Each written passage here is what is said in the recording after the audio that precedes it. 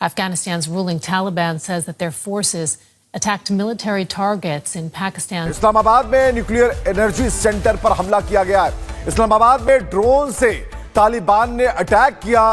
पाकिस्तान ने पाकिस्तान के ऊपर अब बाकायदा तौर पर जो ड्रोन हमले हैं वो करना शुरू किए हैं और पाकिस्तान की मिलिट्री एकेडमी काकोल के ऊपर एक ड्रोन हमले की इतलाआत मौसूल हो रही हैं। अगर मैं बात करूं खित्ता जनूबी एशिया की तो एक बार फिर से गैर यकीनी के धुंध में लिपटा हुआ दिखाई देता है। फाजा में बारूद की बू है। अचानक खबरें चलना शुरू होती हैं कि अफगानिस्तान ने पाकिस्तान के खिलाफ जंग डिक्लेयर कर दी है, पाकिस्तान पे हमला कर दिया। इन्होंने नाज़रीन अपने ड्रोन भेजे हैं, बाकायदा इन्होंने एक प्रेस रिलीज भी जारी की है 11 बजे आज जुम्मे के दिन कि हमने 11 बजे जो है वो पाकिस्तान में खुद कुछ ड्रोन के हमले लॉन्च किए।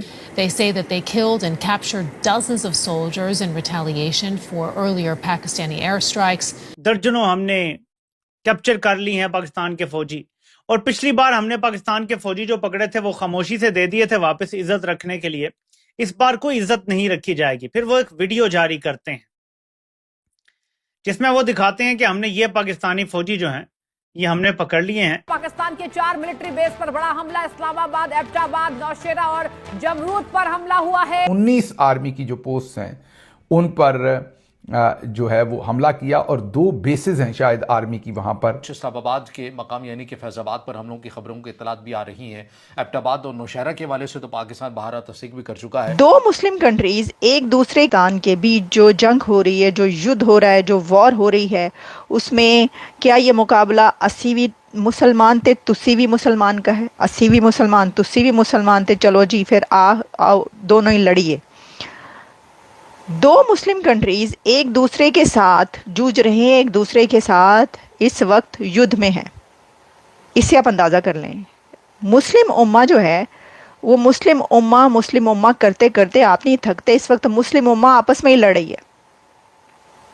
2 मुस्लिम नेबरिंग कंट्रीज जो हैं वो आपस में एक दूसरे के ऊपर हमले पे हमला कर रहे हैं। 80 भी मुसलमान थे तुसी भी मुसलमान। ऐ सुन लो तुसी ऐ वेख लो हो की रहा है। सर ज़रा इसके ऊपर जो है ना हम ज़रा थोड़ा सा तबसरा करना चाहेंगे। पहले मैं आपको ये बताना चाहूँगी कि दुनिया की तरफ से यानी एक वर्ल्ड रिएक्शन आ चुका है। वर्ल्ड की तरफ से जो है वो अर्ज किया जा रहा है दोनों कंट्रीज़ को कि भाई रुक जाओ, आगे ना बढ़ो, बस बहुत हो गया। और एक कंट्री ऐसा है जिसने मीडिएशन ऑफ़र किया, लेकिन वो कंट्री ऐसा है कि हंसी ही निकल गई मेरी। तो हंस हंस के पागल ही आप हो जाएंगे जब मैं आपको बताऊँगी कौन सा कंट्री कह रहा है कि हम मीडिएशन करवाने के लिए तैयार हैं। तो जी सबसे पहले आपको बताते हैं कि जो ईरान है वो ये कह रहा है कि हम मीडिएशन ऑफ़र करते हैं, यानी ये कि हम आपकी जो जंग है वो बंद करवा देते हैं, आप दोनों के बीच यानी पाकिस्तान और अफ़गानिस्तान के बीच डायलॉग करवा देते हैं। ए पायन ए मेरे हाथ जुड़े ने तड़े आगे ओ भाई ईरान खामनाई साहब तुसी पहले अपना जड़ा हैगा बखेड़ा तुसी पाया है और खिलाड़ा पाया है वो तो तुसी चुक लो। जो आपके साथ होने जा रहा है अभी ईरान के साथ जो होने जा रहा है, जो हमला होने वाला है ईरान पर, पहले आप उससे तो निपट ले। मतलब ईरान जो ऑलरेडी एक इतने बड़े क्राइसिस में है और एक ऐसी सिचुएशन में है जहां पर खुद उसको अपने जान के लाले पड़े हुए। ईरान के अंदर जो है वो किसी भी वक्त अटैक हो सकता है। आप अपना कंट्री संभालें। वो मीडिएशन ऑफ़र कर रहे हैं पाकिस्तान और अफ़गानिस्तान को, क्या है हम आपका डायलॉग करा देते हैं। This is unbelievable. मतलब ये कौन सी दुनिया में रह रहे हैं हम। और ईरान के कहने से अफ़गानिस्तान और वो पाकिस्तान क्या वो मीडिएशन कर लेंगे। ईरान और पाकिस्तान की तो झड़पें हुई हैं अभी कुछ अर्सा पहले।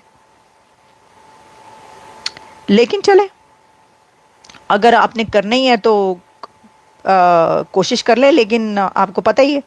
अच्छा जी ये एक तो ये कि ईरान जो है वो मीडिएशन ऑफ़र कर रहा है। मुझे लगता ये है कि जिसको मीडिएशन ऑफ़र करनी चाहिए वो इंडिया है। मैं आपको बता रही हूँ भारत अगर ये कहे कि हम आपको सपोर्ट ऑफ़र कर रहे हैं दोनों कंट्रीज़ को कि चलें दोनों के बीच डायलॉग करवाते हैं और आपको बिठाते हैं टेबल पे और बातचीत करें और ये दंगा फसाद जो है वो बंद करें, तो शायद ऐसा हो सकता है। इसकी वजह ये है कि अफ़गानिस्तान के साथ जो इंडिया है उसके बहुत ही अच्छे रिलेशंस हैं। अफ़गानिस्तान और इंडिया के जो ताल्लुकात हैं बड़े ज़बरदस्त हैं।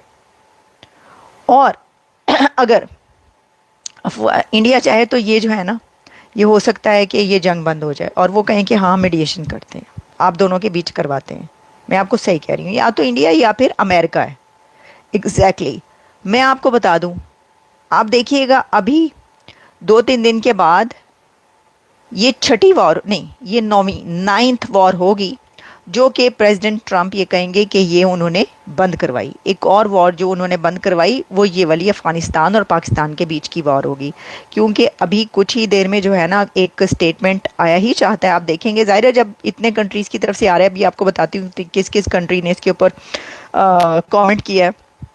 तो अमेरिका की तरफ से भी कमेंट आएगा। अमेरिका की तरफ से ये कहा जाएगा कि आप अगर चाहते हैं तो हम आपके बीच में मीडिएशन करवा सकते हैं, हम आपकी जो है ऑफ़र कर सकते हैं कि जी डायलॉग करवाया जाए। अब देखें डायलॉग कैसा होता है।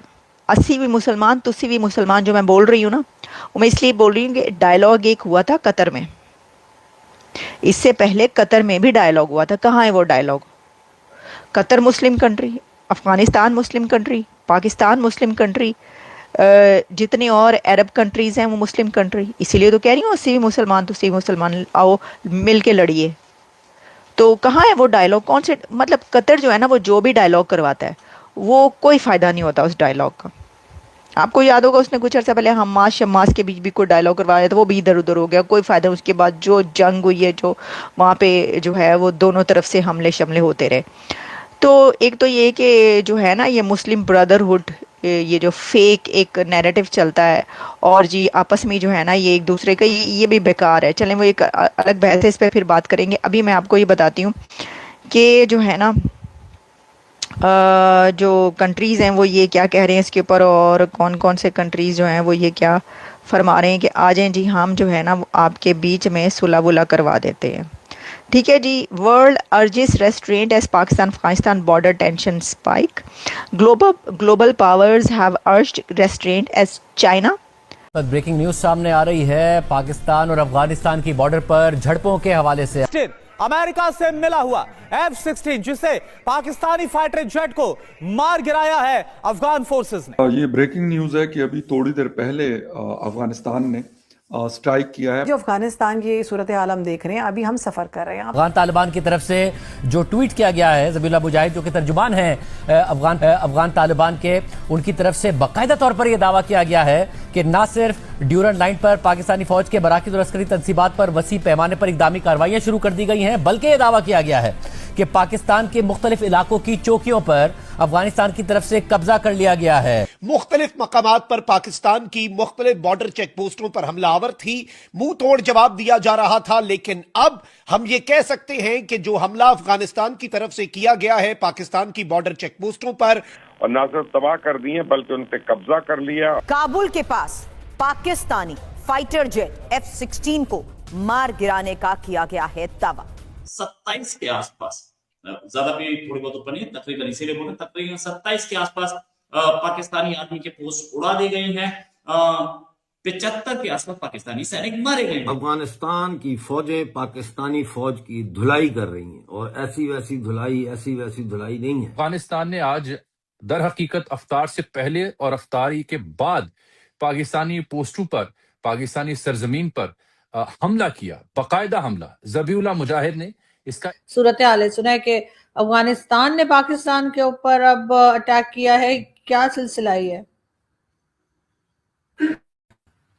जी बिल्कुल, ये ब्रेकिंग न्यूज़ है कि अभी थोड़ी देर पहले अफगानिस्तान ने स्ट्राइक किया है पाकिस्तान के बॉर्डर एरियाज को, फ्रॉम चित्राल से शुरू होते हुए नीचे आते जाए ममंद में, फिर खैबर खुर्रम में और नॉर्थ वज़ीरिस्तान, जहाँ जहाँ हमारा बॉर्डर लगता है।